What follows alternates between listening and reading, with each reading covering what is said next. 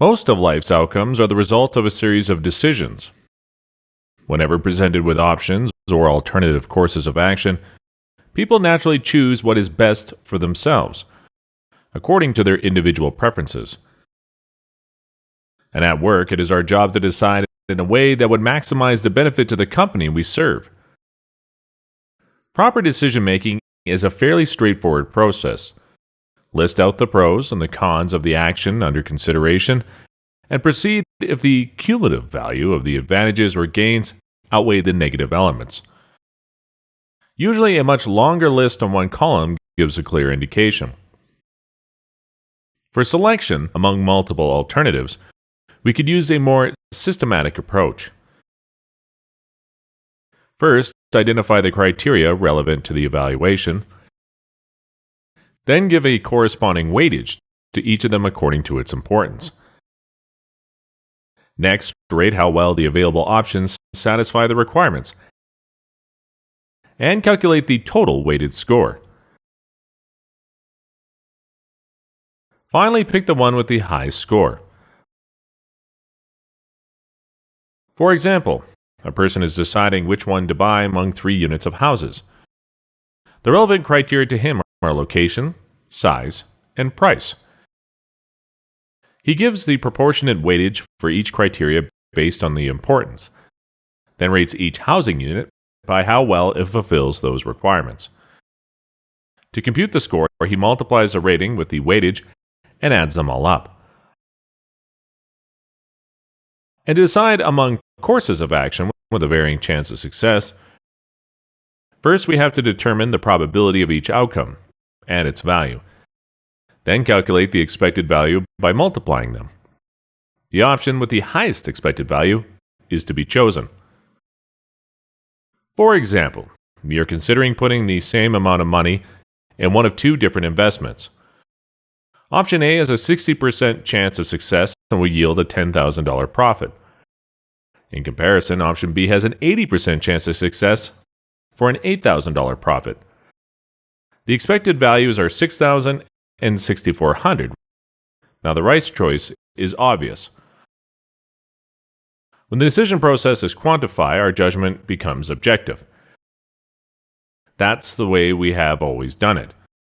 It's not perfect for sure. Sometimes we make the wrong assumption, miscalculate in the computation, which causes us to arrive at the wrong conclusion. But overall, you can always rely on people to judge objectively for their own good. You know you would. So now let's suppose you are offered a gift, but you have to choose between one of 2 options. For the first gift, you get to play a coin toss of heads and tails.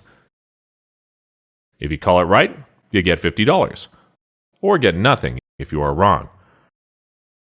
For the second gift, you get $20 right away. Which one would you pick?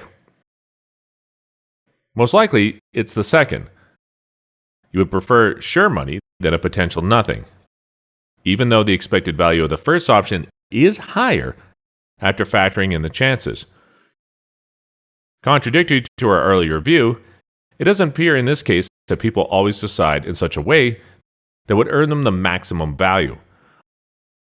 Other considerations are affecting their choice besides the rational ones. Or how about this situation? You are considering whether to order a product online with free shipping or going to the store a few miles away from your house. In the first scenario, you are buying a toaster.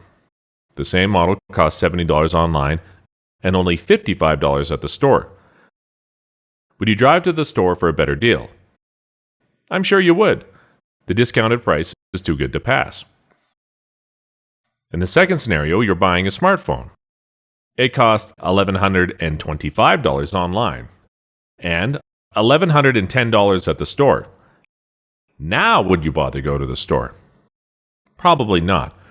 The slight difference isn't worth your effort.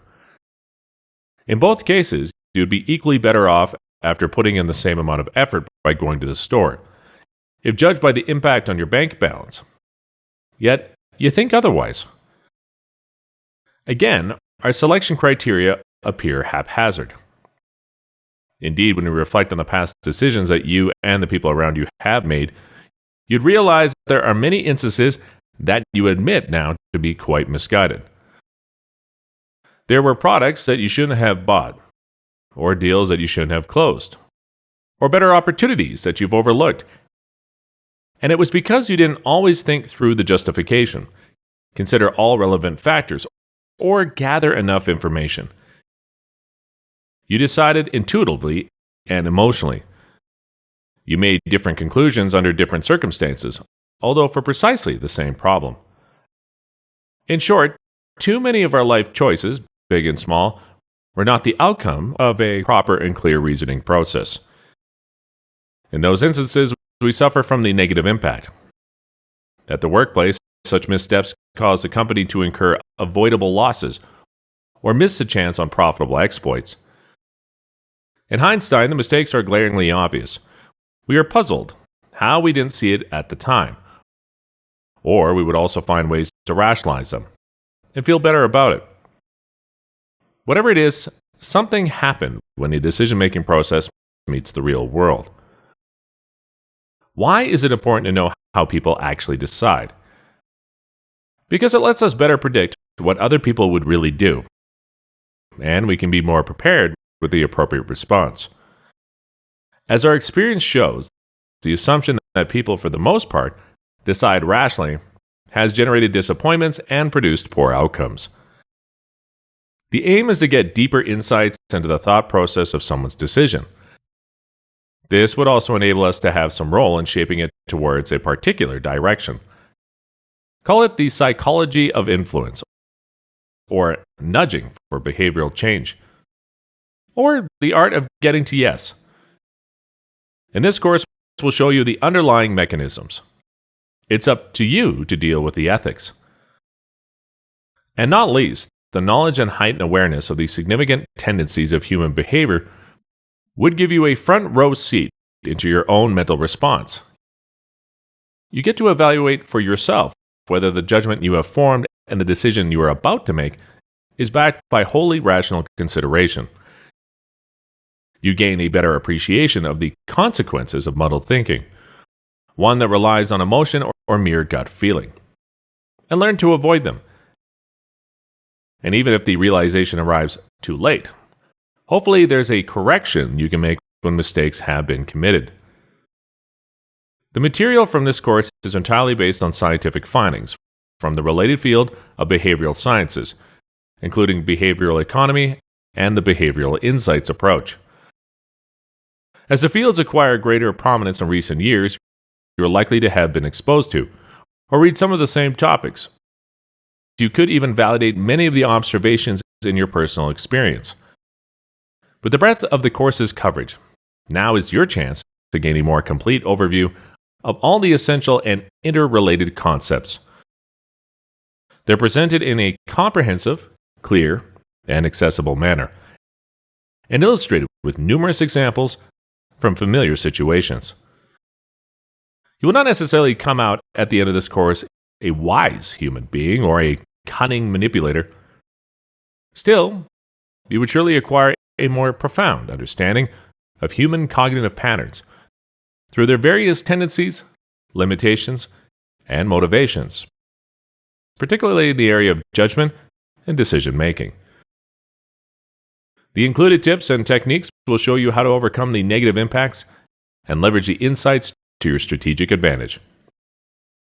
Above all, it is an important life skill that will make you a more effective leader, manager, professional, marketer, individual, partner, family leader, and contributing member of society.